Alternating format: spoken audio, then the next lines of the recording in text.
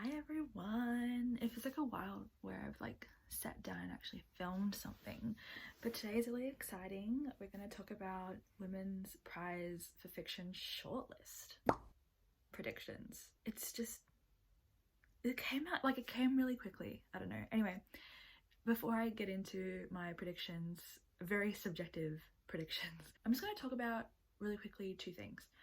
First thing, my next episode for reading the Women's Prize longlist is coming. I've just hit what I like to call reading fatigue for it, so there's been a bit of a delay, but all good. It'll come next week, hopefully. Second thing, for the foreseeable future, from now until whenever, I'm only going to be uploading once a week now. I'm trying to stick to like the Wednesday, Thursday time. But May is my submission month. If you don't know, I'm currently doing my PhD, and at the end of May I am submitting, like fully submitting my thesis. So I'm gonna have to unfortunately prioritize that. So I'll only be really uploading once a week until that entire process is done, and I hope that's okay. And I think that's all. Yeah, I think that's all. Let's get into predictions. So I really not struggled, but I kind of struggled. I'm not gonna lie. I think whilst a few of these were great, most of these were fine. And I'm talking about the long list. So I'm just gonna say it right now. If Pod makes the shortlist, the Women's Prize for Fiction is dead to me. Is that too dramatic to say? But I'm gonna say it. I'm gonna say it because what the fuck? Okay? Anyway, but this is going to be an entirely subjective list because honestly, I really don't know, because you never know. They could put Pod on the shortlist or Dog of the North, oh my god, on the shortlist.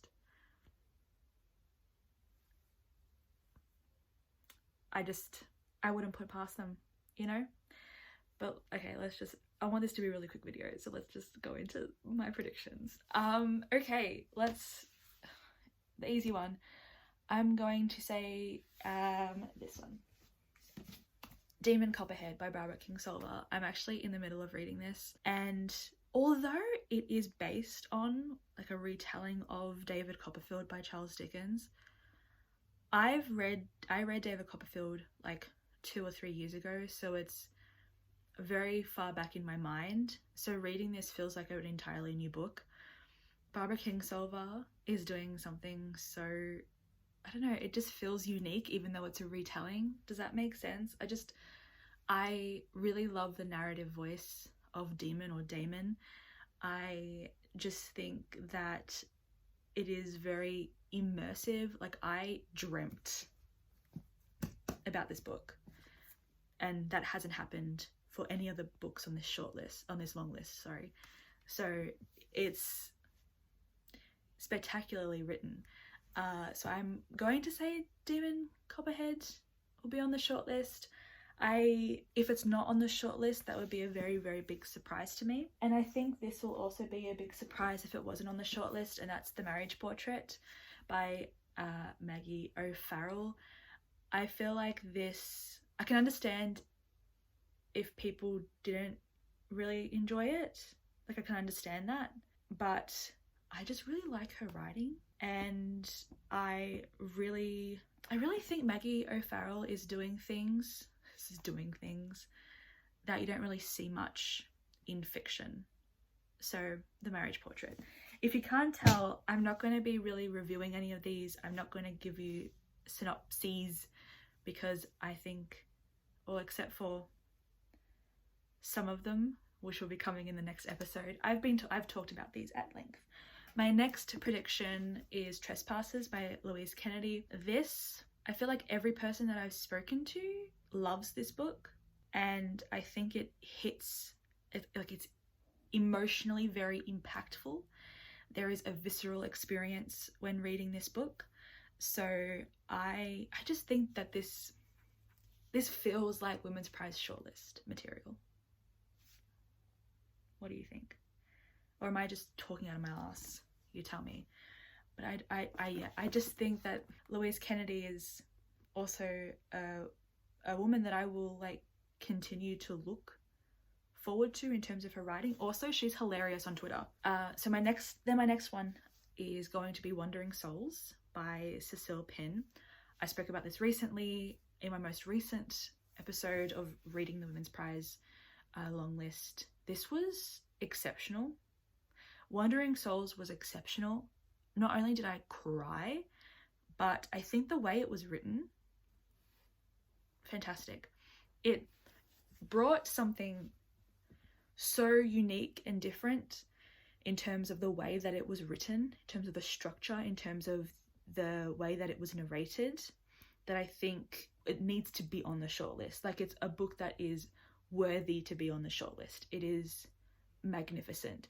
If you only want to read one book from any of this, it would be Wandering Souls. I felt so much reading that book, and I think a lot of other people did as well. Is that 4? Yep. So my 5th one is going to be Fire Rush. Is it going to be Fire Rush? It's going to be Fire Rush by Jacqueline Crooks. I still think about this book. I don't know if I like the way it ended. Like, I understand it made sense for the novel. There was a few things that I like criticized if you watch my most recent episode where I reviewed it. But I think overall, absolutely stunning. Jacqueline Crooks, again, is bringing something so different, so amazing with Fire Rush. There's a rhythm to it. There's so much context that is given in a way that is almost seamlessly interwoven into the narrative itself. If that doesn't make sense, watch my previous video. I'm sorry, but it's just remarkable. Yes, I had some issues with it, but I think overall a real winner. That is, oh my god, is this our 6th one? 1, 2, 3, 4, 5. Yeah. And my 6th one is Glory by No Violet Bulawayo. If you know me, you know that this isn't a surprise because I read this book for the Booker Prize shortlist last year. Fell in love immediately. It's a book that really does take a while to get into, but it is so freaking amazing. It's amazing. I can understand people's like critique that why are they animals? And for me, I don't know, it makes sense. I feel like it's a book that needed the absurdity of, like, you know, horses drinking tea to more further emphasize the caricature of these political figures specifically. I think for Glory, it made sense that they were animals in a way that Pod by Laline Paul, it did not make sense. Like, they're vastly opposite. And although No Violet Bulawayo's Glory it takes inspiration from Animal Farm, it does something very, very different. And it's one of those books that has this rhythm to it. It's like a musical quality to the way that it's written, the language. And I loved it. I sobbed so hard with that book. I think that No Violet Bulawayo's writing is like a masterclass in writing, which I know a lot of people right now are like screaming at me through your phone. Yeah, basically through the screen. But I loved it. I loved Glory so much, and if it's not on the shortlist, I'll be very surprised. But would we though? Because this long list was just wild to me. Like, it was just absolutely wild. Absolutely wild. We have some really great books, but a lot of them are so mediocre. So interesting. Very, very interesting. But yeah, I just loved Glory so much. This was a very chatty video. I hope that's okay. But that's my shortlist. I think I just did 6 books. I'm pretty sure that the shortlist will be 6 books. The shortlist should be coming out. Oh wait, no. Would it be my time tomorrow or would it be my time Thursday? I get really confused with the times. Living in Australia is weird sometimes. But yeah, I'll be really interested, and maybe I'll even do a little reaction. I'm terrified. I'm terrified that Dog of the North or Pod will be on the shortlist. I swear to God. Like, because in a way I can understand a lot of the other books if they're on the shortlist. This is just my personal subjective want for the shortlist, but I can understand if, for instance, like Memphis was on the shortlist, or Children of Paradise was on the shortlist, or I don't think Cursed Bread will make it, even though I loved Cursed Bread. I feel like a lot of people would not have enjoyed Cursed Bread. I honestly also was going to put I'm a Fan on the shortlist, on my shortlist, but I don't know if it has, I don't know, like for me, maybe, but for everyone else, I don't know. But again, I think Sheena Patel doing something very different, very interesting. Why do I love books about obsession? I have a fixation.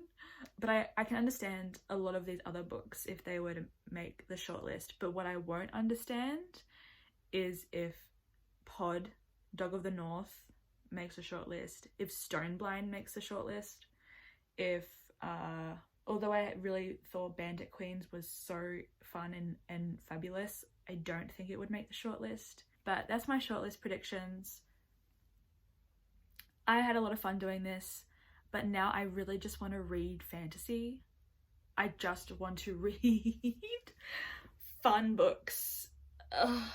Anyway, look out for my last episode for reading the Women's Prize longlist. That will hopefully be coming out next week.